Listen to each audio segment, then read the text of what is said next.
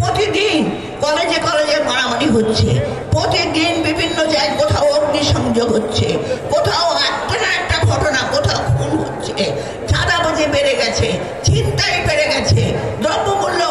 এগুলো কেন, কিসের আলামত? এগুলো সমস্ত সিন্ডিকেটের দোসররা এবং সেই পতিত সরকারের, ফ্যাসিস্ট সরকারের দোসররা। তারা কিন্তু এখনো সেইভাবে বিভিন্নভাবে উশৃঙ্খলতা করার চেষ্টা করছে। আর তাতে করে আজকে যে ছাত্র জনতা, যাদেরকে আমরা অভিনন্দন জানাচ্ছি, 5ই আগস্টে যারা বুকের রক্ত দিয়ে সমগ্র জনগণ সেদিন যে স্বাধীনতা এনেছে, তারাও কিন্তু আজকে এই ফাঁদের মধ্যে পড়ে গিয়েছে। তারা বুঝতে পারছে না, তারা বুঝতে পারছে না। কারণ এই হাসিনা, যে হাসিনা 17টা বছর বাংলাদেশের মানুষের সমস্ত অধিকার কেড়ে নিয়ে বাংলাদেশের মানুষকে শান্তিতে থাকতে দেয় নাই, এদেশের লুটপাট করে নিয়ে গেছে।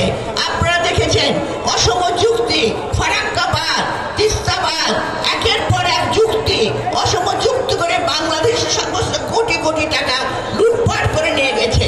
আজকে আপনারা দেখেছেন কিভাবে আমাদের তিস্তাতে জাগো বাহে তিস্তা আন্দোলন শুরু হয়েছে। কারণ ওই এক তিস্তাতে আমাদের প্রতিবেশী রাষ্ট্র হাসিনার সঙ্গে মিশে আজকে দেশকে নানাভাবে এদেশের সার্বভৌমত্ব ধ্বংস করে তাদের অন্যরকম ভাবে একটা পরিকল্পনা চলছে।